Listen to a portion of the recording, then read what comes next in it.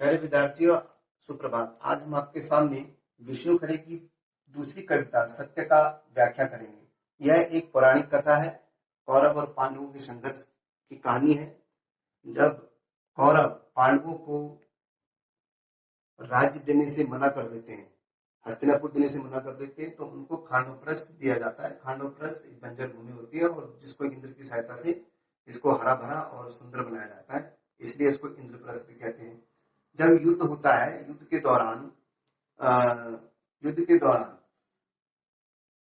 विदुर जो है इस युद्ध में भाग नहीं लेते और वो वन को चले जाते हैं। युद्ध में पांडवों की जीत होती है और इस तरह से युधिष्ठिर फिर उन्हें बुलाने जाते हैं विदुर को। तो विदुर वापस जंगल की तरफ चले जाते हैं। अब यहाँ पर सत्य क्या है? इसमें कवि ने सत्य के माध्यम से दिखाया है कि जीवन में कभी सत्य दिखता है और कभी कभी वो ओझल हो जाता है। इस सत्य दिखाया ओझल हो जाता है। इसी दिखने और ओझल के बीच उन्होंने सत्य के महत्व को पर प्रकाश डाला है।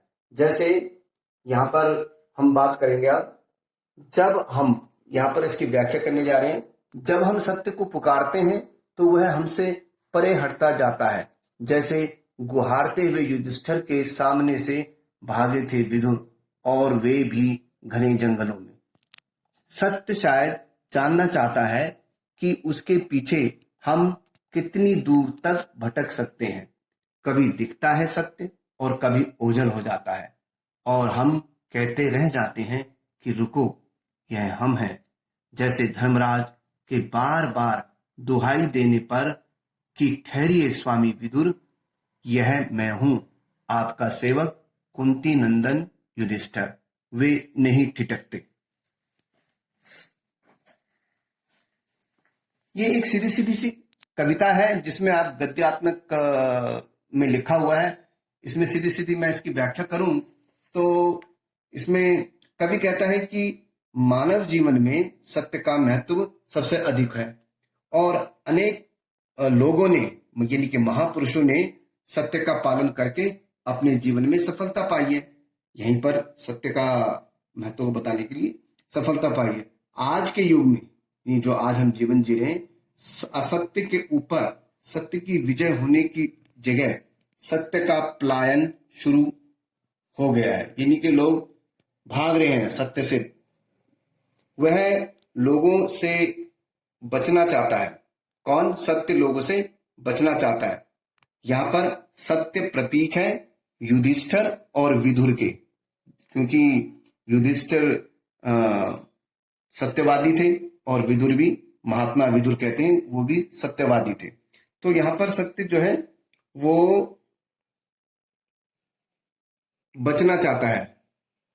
कवि कह रहा है कि लोग सत्य को पुकारते हैं, उन्हें अपने पास बुलाना चाहते हैं, अपने जीवन में उसे अपनाना चाहते हैं, लेकिन सत्य उनसे दूर होता चला जाता है।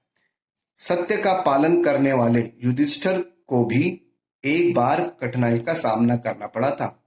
युधिष्ठिर को, वे पांडवों को खांडवप्रस्थ का राज्य मिलने पर उनके साथ हुए अन्याय को विदुर को बताना चाहते थे कि मेरे साथ अन्याय हुआ है, इसलिए वो विदुर को बताना चाहते थे। पर वे विदुर को मदद के लिए पुकार रहे थे, किंतु विदुर जो थे सच्चाई का सामना ना कर पाने के कारण घने जंगल में भागे जा रहे थे।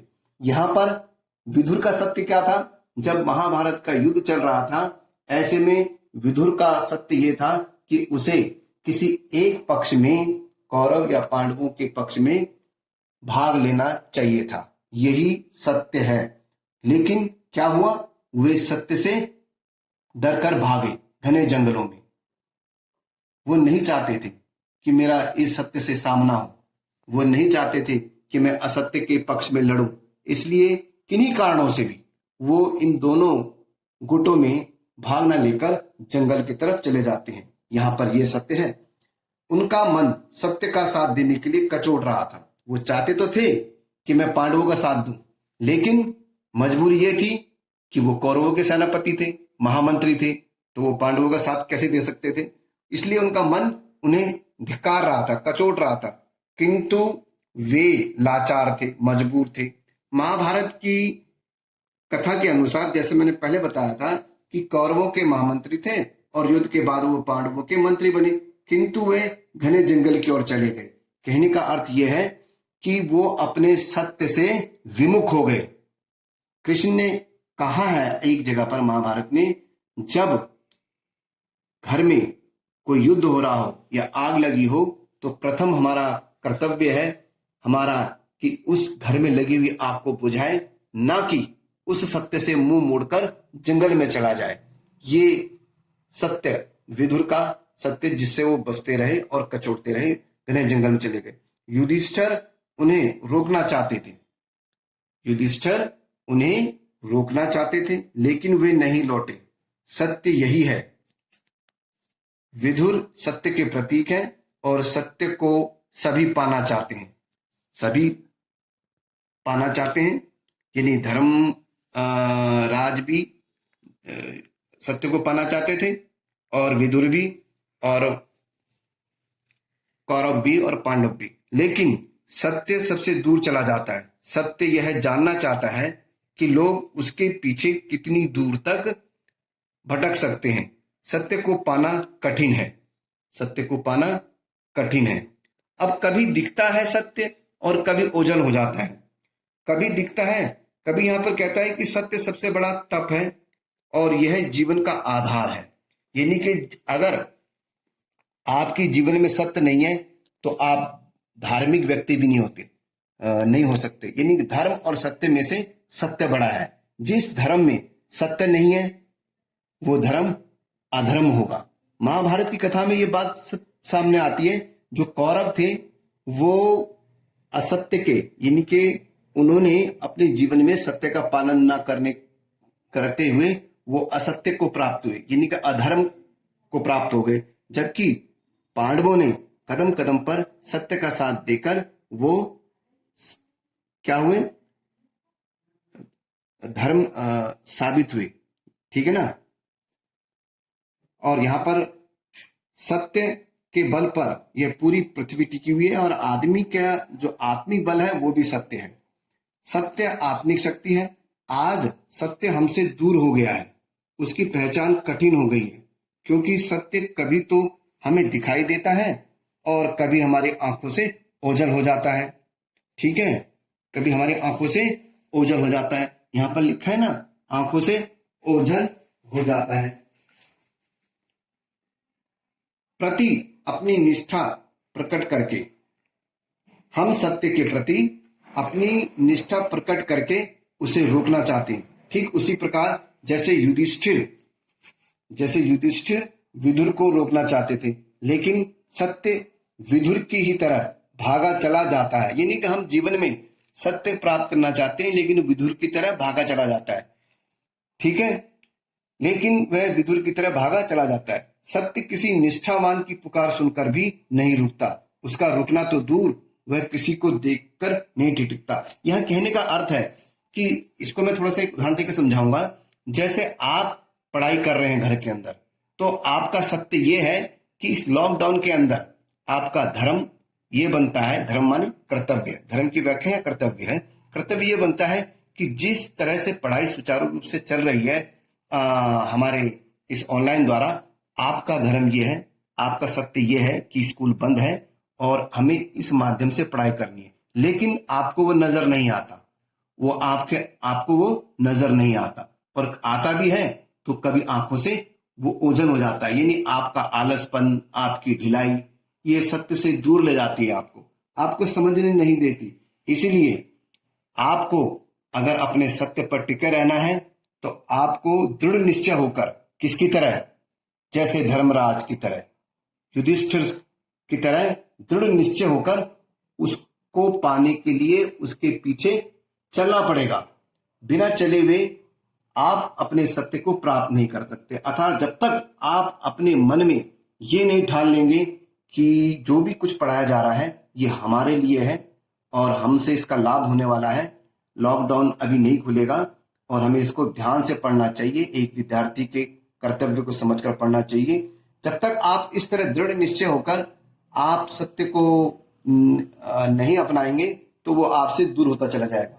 सत्य का मान ना होने के कारण, अगर आप सत्य का मान नहीं करेंगे, उसका आदर नहीं करेंगे, उसका सम्मान नहीं करेंगे, सत्य क्या है? जो आपके सामने परिस्थितियां हैं उसको मान लेना और उसको अपने अनुसार ना चलना, उसके ऊपर अपना कर्तव्य पथ पे ना चलना, ये ही आपका सत्य और आपका अधर्म और धर्म है। ठीक है, तो इस प्रकार से सत्य का मान ना होने के कारण, सत्य का मान अगर नहीं करोगे, जैसे कौरवों की सेना, कौरवों के पास विदुर उनको अच्छी अच्छी बातें बता रहे थे, सत्य समझा रहे थे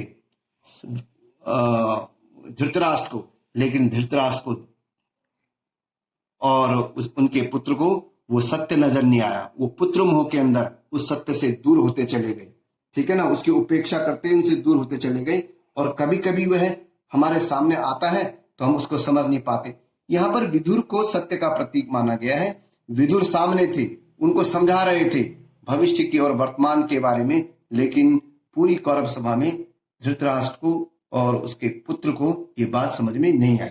इसलिए वो कभी दिखता है किंतु कभी हमारी नजरों से ओझल हो जाता है। सत्य का इस तरह से दूर चला जाना, अर्थात बाद में जिस तरह से विदुर कौरव सेना से दूर चले जाते हैं, ठीक है ना, दूर चला जाना, सत्य का दूर चले जाना मानवता के हित में नहीं है।